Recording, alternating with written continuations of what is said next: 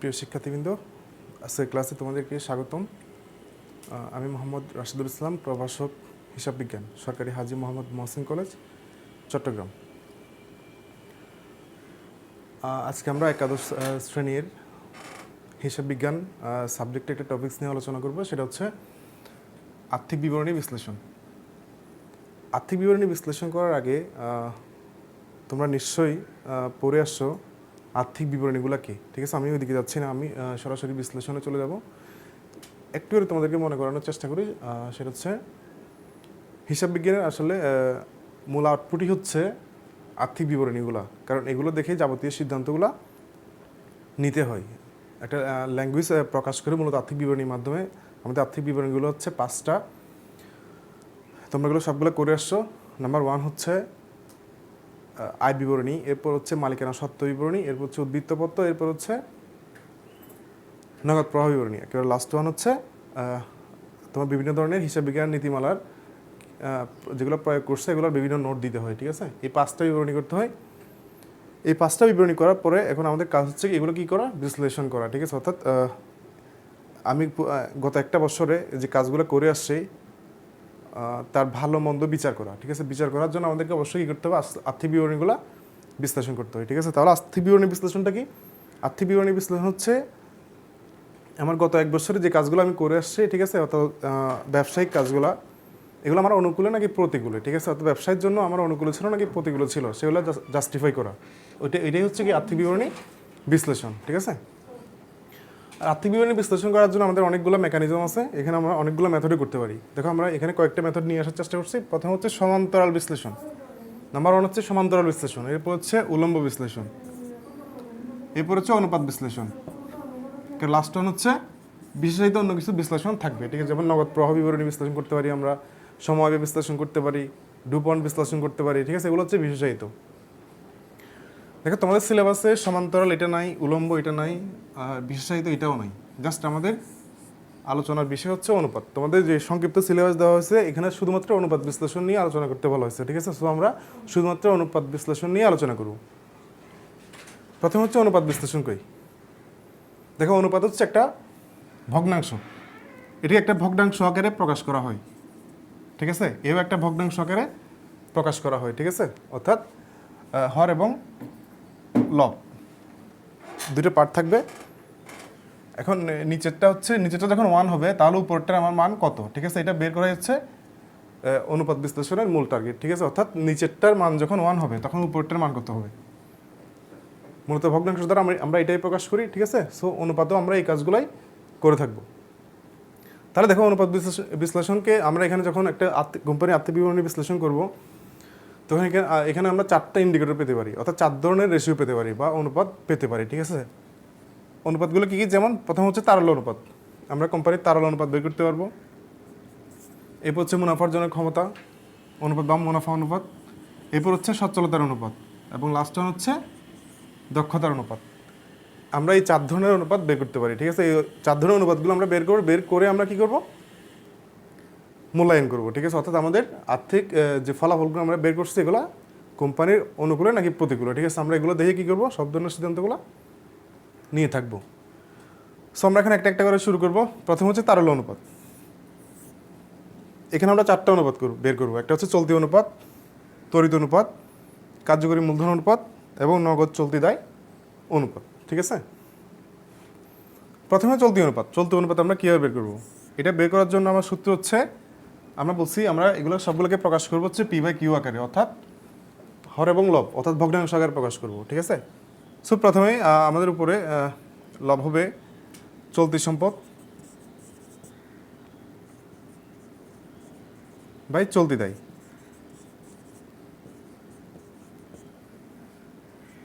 ঠিক আছে? এই হচ্ছে আমাদের সূত্র। অর্থাৎ চলতি অনুপাত যখন আমরা বের করবো, এটা এক ধরনের তারল্য অনুপাত। আচ্ছা, একটু করে বলে রাখি, তারল্য অনুপাত হচ্ছে কি, কোম্পানির বা একটা প্রতিষ্ঠানের চলতি দায় পরিশোধের ক্ষমতা নির্ণয় করা হয় এটা দ্বারা, তারল্য অনুপাত দ্বারা। অর্থাৎ চলতি দায় পরিশোধ করার মতো কি পরিমাণের সম্পদ আছে বা কতটুকু ক্যাপাসিটি আছে এটা পরিমাপ করা হয় তারল্য অনুপাত দিয়ে, ঠিক আছে? তাহলে দেখো, চলতি অনুপাত হচ্ছে চলতি দায় বাই চলতি সম্পদ, ঠিক আছে? চলতি সম্পদ বাই চলতি দায়, ঠিক আছে? এটা দিয়ে আমরা বের করব চলতি অনুপাত।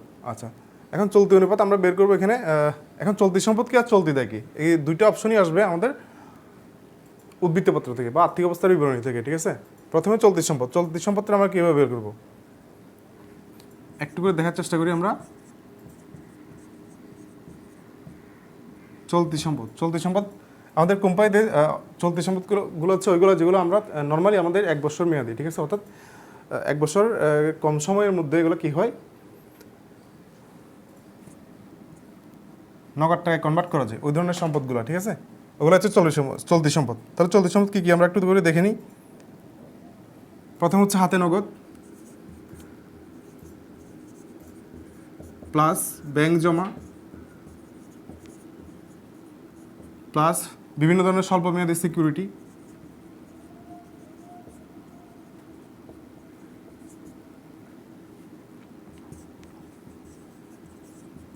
বিভিন্ন ধরনের স্বল্পমেয়াদী সিকিউরিটিগুলো, ঠিক আছে? এরপর হচ্ছে সমাপনী মজুদ, সমাপনী মজুদ।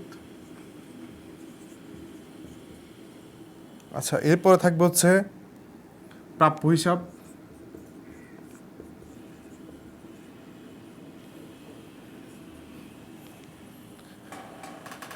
এরপর হচ্ছে অগ্রিম খরচ,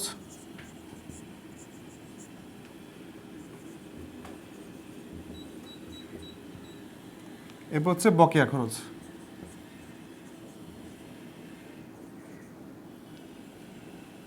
বকেয়া আয়। এই হচ্ছে মূলত আমাদের চলতি সম্পদ, ঠিক আছে? চলতি সম্পদ বের করার সূত্র হচ্ছে কি, আমাদের 1 বছরের কম মেয়াদি যে সম্পদগুলো, এগুলো হচ্ছে হাতে নগদ, ব্যাংক জমা, স্বল্পমেয়াদী সিকিউরিটি, সমাপনী মজুদ, এরপর হচ্ছে প্রাপ্য হিসাব, অগ্রিম খরচ এবং বকেয়া আয়। এগুলো সবগুলো হচ্ছে আমাদের চলতি সম্পদ। এখন আমরা দেখবো যে চলতি দায়। চলতি দায় কি আছে?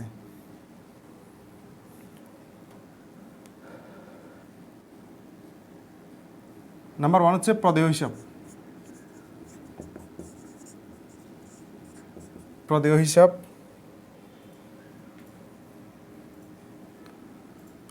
বকেয়া খরচ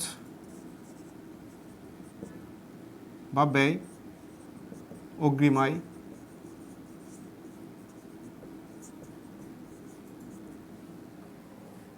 এরপর হচ্ছে ব্যাংক জমাতিরিক্ত,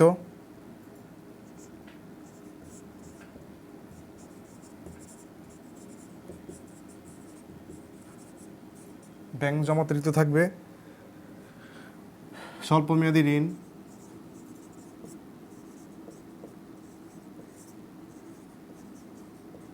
স্বল্পমেয়াদী ঋণ, এরপর হচ্ছে আমার অদাবিকৃত বা ঘোষণাকৃত লভ্যাংশ থাকবে,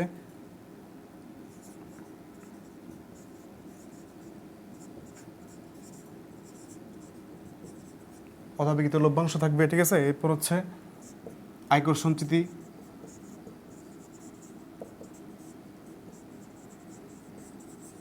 আয়কর সঞ্চিতি থাকবে, এরপর হচ্ছে লাস্ট ওয়ান পেনশন তহবিল।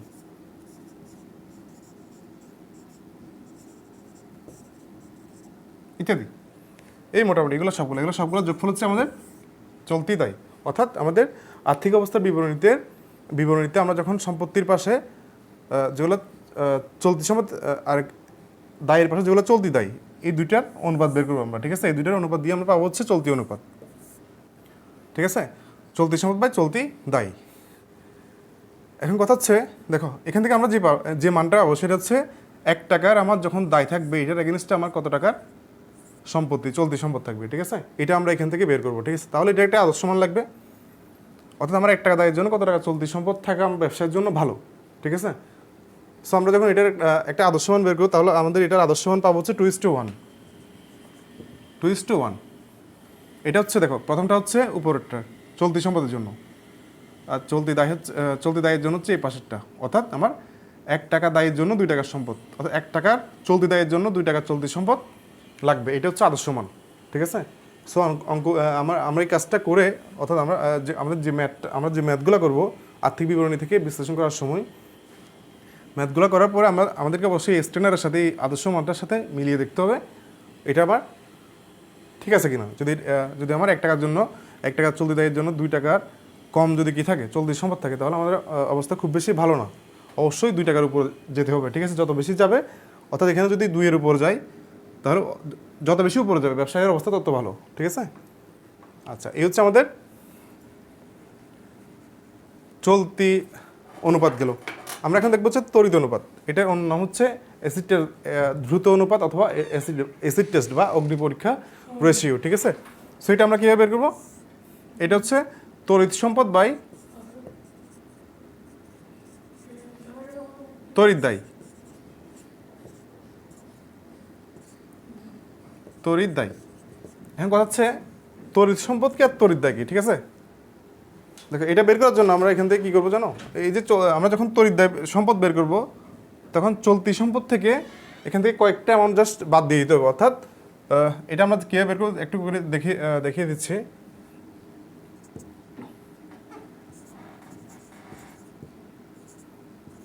তড়িৎ সম্পদ, এই যে আমরা চলতি সম্পদটা আমরা হিসাব করলাম, ঠিক আছে? এখান থেকে জাস্ট কয়েকটা আইটেম বাদ দিয়ে দিতে হবে। চলতি সম্পদ মাইনাস, আমরা এখান থেকে সমাপনী মজুদটা বাদ দিয়ে দিব। সমাপনী মজুদ,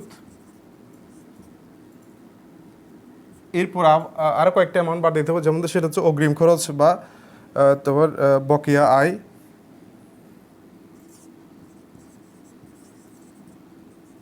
অগ্রিম খরচ মাইনাস বকেয়া আয়। এই কয়েকটা অ্যামাউন্ট বাদ দেওয়ার পরে, অর্থাৎ চলতি সম্পদ থেকে আমরা এই সমাপনী মজুদ, অগ্রিম খরচ এবং বকেয়া আয়, এই 3টা আইটেম বাদ দেওয়ার পরে যেটা থাকবে সেটা হচ্ছে তড়িৎ সম্পদ। এখন তড়িৎ দায় কি? তড়িৎ দায় ভিন্ন কিছু না, আমাদের এখানে যে চলতি দায় আছে এখান থেকে কয়েকটা আইটেম আমরা বাদ দিয়ে দিব। বাদ দিয়ে দিলে আমাদের কি চলে আসবে? তড়িৎ দায় চলে আসবে। তাহলে দেখো তড়িৎ দায় কীভাবে বের করি আমরা দেখি।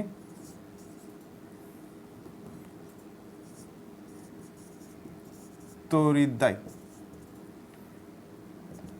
তাহলে আমাদের প্রথমে চলতি দায়, এই চলতি দায় হতে আমাদের কিছু আইটেম বাদ দিয়ে দিতে হবে। সেগুলো কী কী আমরা একটু দেখি। প্রথম হচ্ছে ব্যাংক জমাতিরিক্ত বাদ যাবে, ব্যাংক জমাতিরিক্ত বাদ যাবে। এরপর হচ্ছে বকেয়া ব্যয়, অগ্রিম আয়, বকেয়া ব্যয় বাদ যাবে। এরপর অগ্রিম আয় বাদ যাবে, অগ্রিম আয়ও বাদ যাবে। এই হচ্ছে মোটামুটি আমাদের তড়িৎ দায়। আচ্ছা, এখান থেকে আবার পেনশন তহবিল, যেটা এও বাদ দিয়ে দিতে হবে, মাইনাস পেনশন তহবিল।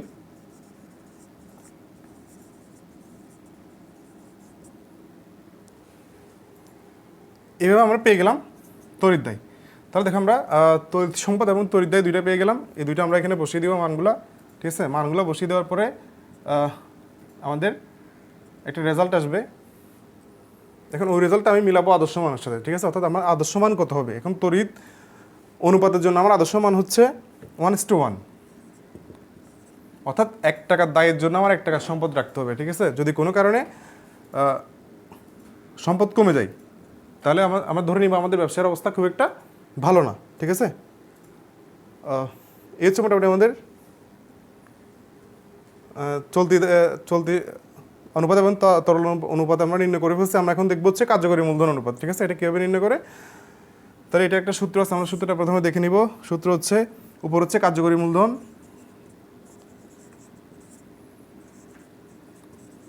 কার্যকরী মূলধন বাই চলতি দায়, ঠিক আছে?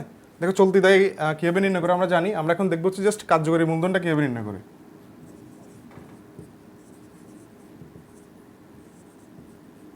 খুবই গুরুত্বপূর্ণ একটা রেশিও, এটা মনে রাখার চেষ্টা করবা। কার্যকরী মূলধন হচ্ছে চলতি সম্পদ মাইনাস চলতি দায়, চলতি সম্পদ মাইনাস চলতি দায়। এবার আমরা কার্যকরী মূলধনটা নির্ণয় করে ফেলছি, আর চলতি দায় তো আমাদের আগে থেকে নির্ণয় করা আছে, আমরা জানি কীভাবে নির্ণয় করতে হয়, ঠিক আছে?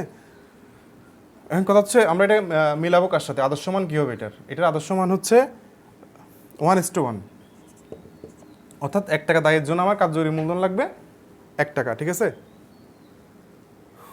এই আদর্শ মানের সাথে আমাদের কোনো একটা ম্যাথে আমরা যেটা পাই, ঠিক আছে, এটা মিলিয়ে দেখবো, জাস্ট তুলনা করে দেখবো যদি এই মানের চেয়ে কমে যায়, ঠিক আছে, অর্থাৎ কার্যকরী মূলধন যদি কমে যায় তাহলে ব্যবসায়ের জন্য অবস্থা খুব একটা ভালো না, ঠিক আছে। এখানে আমাদের এখানে চেঞ্জ করতে হবে, পদক্ষেপ নিতে হবে, ঠিক আছে। এভাবে আমরা সিদ্ধান্তগুলো নিব। এরপর হচ্ছে নগদ চলতি দায়, ঠিক আছে। আমরা এটা কীভাবে ক্যালকুলেশন করব, উপর হচ্ছে আমাদের নগদ থাকবে আর নিচে হচ্ছে চলতি দায়। এই হচ্ছে আমাদের সূত্র। এটার আদর্শ মান হচ্ছে 0.25:1, অর্থাৎ 1 টাকা দায়ের জন্য আমার নগদ লাগবে 0.25। 1 টাকা দায় যখন আছে আমার নগদ টাকা লাগবে হচ্ছে 0.25, ঠিক আছে। এই হচ্ছে আমার আদর্শ মান, ঠিক আছে। এটার নিচে আসা যাবে না, অর্থাৎ 0.25-এর নিচে নগদটা আনা যাবে না, এটার উপর রাখার চেষ্টা করতে হবে আমাদেরকে, ঠিক আছে। এই হচ্ছে মোটামুটি আমাদের চলতি অনুপাতগুলো, ঠিক আছে। এরকম আমাদের মুনাফার আরও 4টা অনুপাত আছে, সচ্ছলতার 4টা, দক্ষতার 4টা, এরকম আরও অনুপাত আছে, এগুলো আমরা আস্তে আস্তে দেখবো। আমরা এখন যেই তারল্য অনুপাতের যে অনুপাতগুলো দেখছি একটা ম্যাথ দিয়ে আমরা করার চেষ্টা করবো, ঠিক আছে। একটা ম্যাথ দিয়ে করার চেষ্টা করবো। দেখো আমরা একটা ম্যাথ নিয়ে এসেছি, এখানে ম্যাথটা দিয়ে অঙ্কটা বোঝার চেষ্টা করবো। দেখো একটা কোম্পানি সৌরভ লিমিটেড, তার আর্থিক অবস্থা বিবরণী দেওয়া আছে, এটা 31শে মে 2014 সালের একটা অবস্থা, অর্থাৎ 14 সালের 1 বছরের জন্য এই ঘটনাগুলো দেওয়া আছে আমাদের, ঠিক আছে। আচ্ছা, তাহলে দেখো এখানে এই পাশটা হচ্ছে দায়ের পাশ, এই পাশটা সম্পদের পাশ। আমাদের মূলধন দায়ের কী কী দেওয়া আছে আমরা একটু দেখে নিই। মূলধন হচ্ছে 2,50,000, সঞ্চিত তহবিল হচ্ছে 1 লক্ষ টাকা, ঋণপত্র হচ্ছে 50,000, প্রদেয় হিসাব হচ্ছে 50,000, ঠিক আছে। এরপরে সম্পদ হচ্ছে স্থায়ী সম্পদ 3 লাখ, মজুদ হচ্ছে 80,000, প্রাপ্য হিসাব হচ্ছে 60,000, আর নগদ হচ্ছে 10,000 টাকা, ঠিক আছে। আচ্ছা, এরপরে আরও কিছু এডিশনাল ইনফরমেশন দেওয়া আছে। কোনো মোট বিক্রয় হচ্ছে 1 লক্ষ টাকা, যার 20% হচ্ছে ধারে, আর মোট লাভ হচ্ছে 20,000, আর নেট লাভ হচ্ছে 5,000। এখন করণীয় হচ্ছে আমাদেরকে বলছে এখানে দেখো 3টা অনুপাত বের করতে বলছে, চলতি অনুপাত, দ্রুত অনুপাত এবং কার্যকরী মূলধন অনুপাত, ঠিক আছে। জাস্ট এই 3টা অনুপাত বের করতে হবে আমাদেরকে, ঠিক আছে। আমরা একটু আগে দেখে আসছি অনুপাতগুলো কীভাবে বের করতে হয়, ঠিক আছে। আমরা এখন সমাধান করার চেষ্টা করবো। প্রথম হচ্ছে চলতি অনুপাত। চলতি অনুপাত কীভাবে বের করে আমরা জানি। প্রথম উপর হচ্ছে চলতি সম্পদ, নিচে হচ্ছে চলতি দায়, ঠিক আছে। তাহলে দেখো এখানে আমাদের চলতি সম্পদ কী আছে আমরা একটু করে দেখে নিই। দেখো চলতি সম্পদ আমাদের যে সূত্রটা আমরা দেখে আসছিলাম, সমাপনী মজুদ, প্রাপ্য হিসাব, নগদ, এই 3টা আমরা পেয়ে গেছি, ঠিক আছে। শুধু অর্থাৎ এখানে আমাদের 3টা দেওয়া আছে, ঠিক আছে। এই 3টা আমরা জাস্ট যোগ করে ফেলবো, ঠিক আছে। তাহলে 3টা আমরা যোগ করে ফেলি। প্রথম হচ্ছে 80,000, এরপর হচ্ছে প্রাপ্য হিসাব হচ্ছে 60,000, এরপর হচ্ছে আমাদের নগদান হিসাব 10,000। দেখো এখানে চলতি দায়, দেখো চলতি দায় শুধুমাত্র একটা দেওয়া আছে আমাদের এখানে, সেটা হচ্ছে প্রদেয় হিসাব, ঠিক আছে। সো একটাই থাকবে, প্রদেয় হিসাব 50,000। তাহলে দেখো আমরা কাজটা সেরে ফেলি। নিচে 50,000 আর উপর হচ্ছে আমার 1,50,000।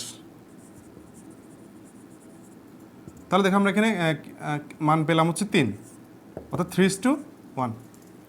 50কে আমরা যখন 1.5 লাখকে যখন আমরা 50 দিয়ে ভাগ করবো তখন সেটা হচ্ছে মান হয় 3, ঠিক আছে। এটাকে আমরা লিখবো হচ্ছে কীভাবে, ঠিক আছে, 3:1। অর্থাৎ এখানে যে মানটা পাচ্ছি সেটা হচ্ছে আমার 3, এটা হচ্ছে অর্থাৎ সম্পদ, আমাদের চলতি সম্পদ কত, উপরের মানটা চলতি সম্পদ হচ্ছে 3, যখন আমার চলতি দায় হচ্ছে কত 1, অর্থাৎ আমার 1 টাকা দায়ের জন্য আমার চলতি সম্পদ হচ্ছে কত টাকা, 3 টাকা।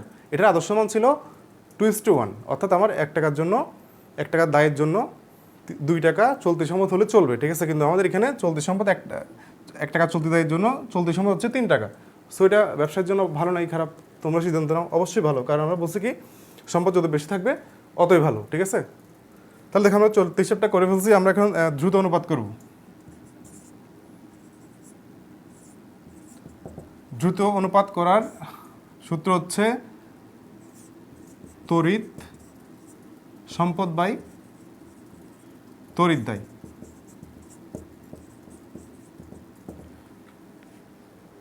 দেখো আমরা তড়িৎ সম্পদ বের করার সময় চলতি সম্পদ থেকে কিছু আইটেম বাদ দিয়ে থাকি। ওখানে যে সমস্ত আইটেমগুলো আমরা বাদ দিয়ে থাকি তার মধ্যে এখানে আছে অনলি একটা, সেটা হচ্ছে মজুদ, ঠিক আছে। অর্থাৎ আমরা যে চলতি সম্পদটা একটু আগে নিয়ে আসছিলাম 1,50,000 টাকা, এখান থেকে জাস্ট আমরা মজুদটা বাদ দিয়ে দিব, ঠিক আছে। অর্থাৎ 80,000 এখান থেকে বাদ যাবে। আর দেখুন নিচে হচ্ছে চলতি দায়, কিন্তু আমাদের এখানে লাগবে হচ্ছে তড়িৎ দায়। তড়িৎ দায় বের করার সিস্টেম হচ্ছে চলতি দায় থেকে আমরা কয়েকটা আইটেম বাদ দেবো, এখানে বাদ দেওয়ার মতো কিছুই নাই, সো এখানে আর বাদ দেওয়া লাগবে না, যেটা আছে আমরা সেটাকে বসিয়ে দিব, সেটা হচ্ছে 50,000। তাহলে দেখো আমরা কাজটা করে ফেলি। এখানে কত হয়, এটা হচ্ছে 70,000, এটা হচ্ছে 50,000, তাহলে এখানে মান হচ্ছে আমাদের 1.4:1। তাহলে দেখো ভাগ করলে আমরা পাচ্ছি হচ্ছে এখানে কত 1.4। 70,000কে আমরা যখন 50,000 দিয়ে ভাগ করব আমাদের মান আসে হচ্ছে 1.4, আর এখানে রেশিও হবে 1.4:1। অর্থাৎ আমার দেখো এখানে 1 টাকা তড়িৎ দায়ের জন্য আমার তড়িৎ সম্পদ হচ্ছে 1.4, ঠিক আছে। দেখো এটার আদর্শ মান ছিল আমাদের 1.1, ঠিক আছে। আমার 1 টাকা তড়িৎ দায়ের জন্য 1 টাকা তড়িৎ সম্পদ থাকলে চলে, কিন্তু আমার তড়িৎ সম্পদ বেশি আছে, সো আমার ব্যবসায়ের অবস্থা ভালো, ঠিক আছে। আমরা এখন দেখব হচ্ছে কার্যকরী মূলধন অনুপাত। কার্যকরী মূলধন অনুপাত, দেখো এখানে আমাদের উপরে থাকবে হচ্ছে কার্যকরী মূলধন, আর নিচে থাকবে হচ্ছে চলতি দায়। আর আমরা জানি কার্যকরী মূলধন হচ্ছে কি চলতি সম্পদ মাইনাস চলতি দায়, ঠিক আছে। আমাদের চলতি সম্পদ কত ছিল, 1,50,000, আর আমাদের চলতি দায় ছিল হচ্ছে কত 50,000, ঠিক আছে। আর আমাদের চলতি দায় তো আমরা জানি 50,000, সো আমরা এখানে মান পাচ্ছি হচ্ছে 2:1, ঠিক আছে। এই হচ্ছে মোটামুটি আমাদের অঙ্কের সলিউশনটা, ঠিক আছে। অর্থাৎ দেখো এখানে আমাদের কার্যকরী মূলধন হচ্ছে আমাদের চলতি দায় 1 টাকা হলে কার্যকরী মূলধন হচ্ছে 2 টাকা, সো এখানে অবস্থা ভালো। দেখো আমাদের টোটাল কোম্পানি এখন সার্বিক অবস্থা আমরা যখন এগুলো সবগুলো হচ্ছে তরলের উপর, ঠিক আছে। অর্থাৎ দায় পরিশোধের ক্যাপাসিটি আমাদের খুবই ভালো, আমরা এতক্ষণ ধরে যেগুলো দেখলাম, ঠিক আছে। সো সবগুলো ম্যাথ আমরা এভাবে সমাধান করব। খেয়াল রাখবে এখানে আমাদের কী কী দেওয়া থাকবে হচ্ছে একটা কোম্পানির আর্থিক অবস্থার বিবরণী দেওয়া থাকবে, এবং দেওয়া থাকবে আয় বিবরণী, ঠিক আছে। অথবা এখান থেকে অর্থাৎ কোম্পানির আর্থিক অবস্থার বিবরণী এবং আয় বিবরণী এই দুইটা থেকে কিছু আইটেম দেওয়া থাকবে, ঠিক আছে। অথবা কি পুরো দুইটাই দেওয়া থাকবে, ঠিক আছে। অঙ্কে এখান থেকে এই দুইটা নিয়েই আমরা কি করতে হবে, কাজগুলো করতে হবে, ঠিক আছে। এই হচ্ছে মোটামুটি আমাদের আজকের আলোচনার বিষয়। আশা করি তোমরা ব্যাপারগুলো বুঝতে পারছো।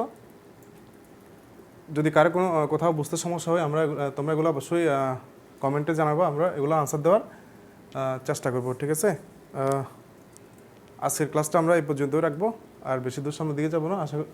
এই পরবর্তী ক্লাসে আমরা আজকে তরল দেখলাম, এরপর পরবর্তী আমরা মুনাফার আইটেমগুলো দেখবো, অর্থাৎ মুনাফার জন্য আমরা কী কী বিশ্লেষণগুলো করে থাকি। এরপরে দেখবো হচ্ছে আমার দক্ষতাগুলো কীভাবে আমরা পরিমাপ করে থাকি। এরপর দেখবো হচ্ছে আমরা সচ্ছলতা কীভাবে পরিমাপ করে থাকি, ঠিক আছে। তো সবাই ভালো থাকো, ধন্যবাদ সবাইকে।